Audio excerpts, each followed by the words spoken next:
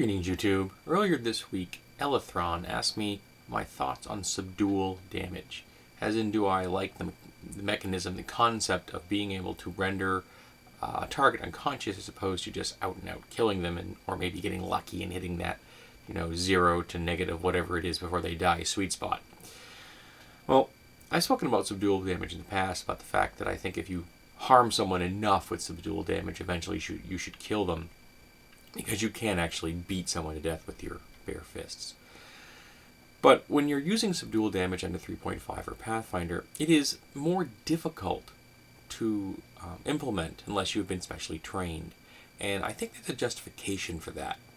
Now, if I want to get into a fist fight with someone, it is possible to kill someone, but less possible with my fists than with a hand weapon. If you have a hand weapon, though, and your goal is to render them unconscious and not kill them, that does become somewhat problematic. I'm going to give you a very basic example. This is a club, okay? Plain and simple. It's actually called a tire thumper, but it's a club. It's a piece of wood, and there is a weight in the end. It's very good at hitting things. So if you were using this in an attempt to cause someone bodily injury, and you don't really care how they end up, you're not going to concern yourself with how you deliver those blows. You're just going to keep swinging until they stop moving. However, if your goal is to harm them just enough to knock them unconscious, say if you get lucky shot from behind and you want to do a sneak attack of some variety, that's much more difficult. That requires not only a lot of luck, but some really good rolls, unless, of course, you're properly trained. Say you've picked up the right kind of feats and class skills, and that sort of thing. I believe that there was something in the Ultimate Combat book for increasing subdual damage, which really made subdual attacks quite effective for Pathfinder.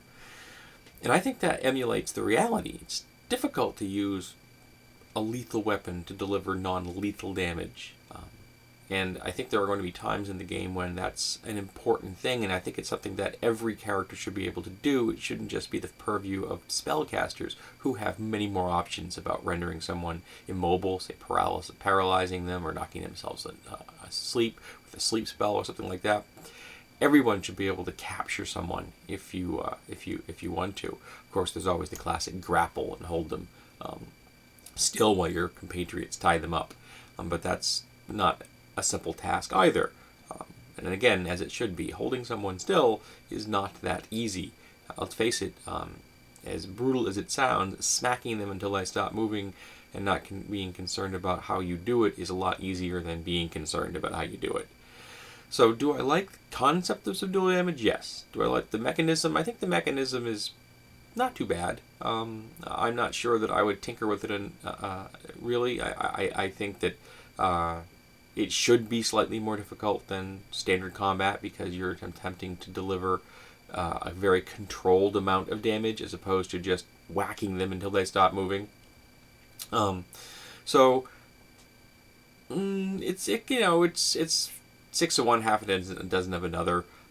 It would be nice, perchance, if there was a slightly better mechanism, and I'll be honest, I have not looked into it deep enough, because I'll be honest as well that subdual damage has never played a huge role in games I've played or GM'd. There have been times when people have been rendered unconscious intentionally, but normally that was done by some kind of either magic or flat-out GM fiat, because I just needed the person to be unconscious and captured. And yes, that is a smidge sleazy on my part, but sometimes you need to do what you need to do to move the storyline along. So I think the subdual rules are interesting. I think that they're functional. They're not perfect, but then again, I don't know of any system where anything is perfect. So I am interested in hearing about people's house rules on subdual damage. Have you removed them? Have you modified them significantly? Have you found them so problematic that you just hate them? Are they used frequently in your games? Because again, like I said, I've never encountered them used all that much in the games I've either played in or run. So I'd be interested in hearing what people have to say about subdual damage.